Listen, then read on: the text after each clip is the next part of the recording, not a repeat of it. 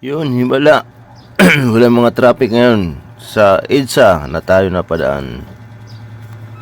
Good news sa mga dumadaan ngayon, araw ng Biyernes dito sa EDSA, walang traffic. Ano ngayon? Daan na kayo.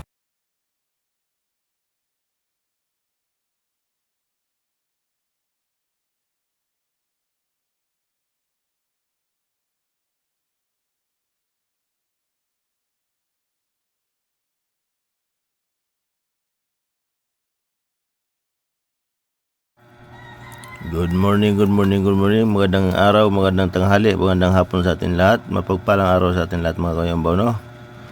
So dito tayo napadaan sa EDSA, himala ngayon, no? Walang traffic. So ano kayang nangyari ngayon sa araw ng Biyernes? So napakaganda ng kalsada ngayon, medyo maluag simula dito sa monumento hanggang nakarating tayo ng Ortigas. Medyo wala siyang traffic kasi minsan pag dumadaan ka dito, dyan pa lang sa may Muñoz, matraffic na. Pero sa kasalukuyan ay binababay natin yung EDSA ngayon. So wala pa naman siyang traffic para ayan ang takbo namin, nakakalusot naman kami ng maayos. So dyan lang yan sa may Muñoz, sa may Walter. Yan, traffic lang yan dyan ba niya. Pero pagdating sa unahan, medyo traffic na, wala na traffic yan. Yan, papunta sa may JME na yan. So wala pa rin traffic. Magandang takbo ngayon ng araw na to. At mukhang maganda rin yata ang kitaan natin ngayon. So ayan, nakarating na tayo ngayon dito sa ano na tayo, Ortigas Extension.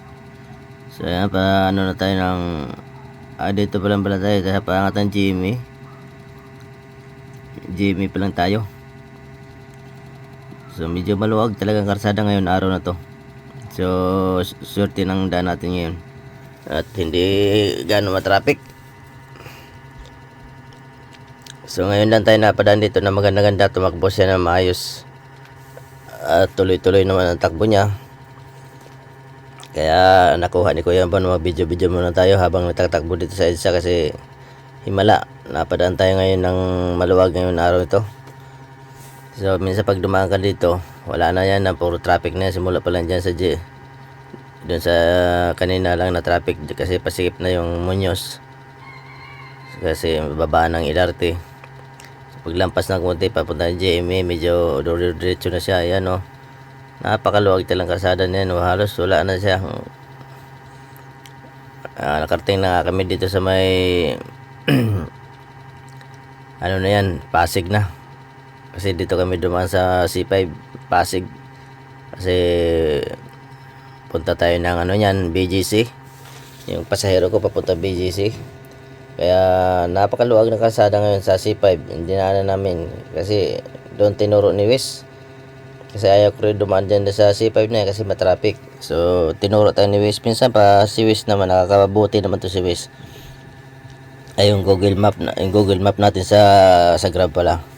Minsan nakakatulong siya, nakakabuti, minsan nakakainis, minsan nakakabad trip din kay Google Map kasi tuturo ka minsan. So wala na sa traffic, minsan tuturo ka pa sa one way yan.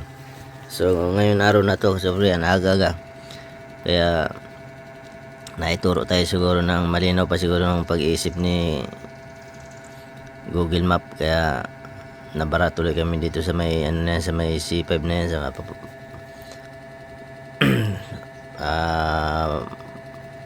papasok na pa kami ng Global. Nasa Global na kami yan, stoplight lang yan.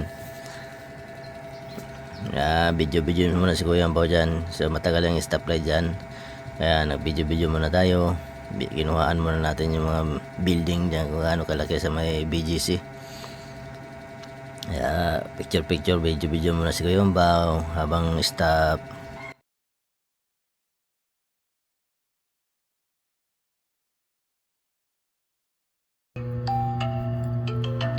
Sa bawat awag niya, nandyan lang ako, laging handa, hindi nag-aakala. sa lahat, pagbiyahe ang laro, kasama ka sa bawat So ayan, nakarating na tayo ng Makati. So hanggang dito na lang ating video-videos. So maraming salamat sa pagsama niyo sa aking vlog at nagsubaybay sa aking video-videos. So ayan lang, nailibot lang kayo dito sa Metro Manila lang tayo. Thank you, maraming salamat.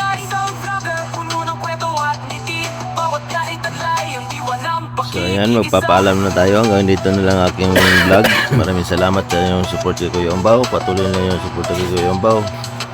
At panunood ng aking videos. Dadaling ko kayo kung saan. Mag-comment kayo dyan para malaman natin kung saan naabot ang aking videos. At ma-share nyo na rin para kumalat, para makatulong kayo kay Kuya Ombaw Kinumiya. At walang pag-exit ng ads para maka-ipot tayo ng ating dollars.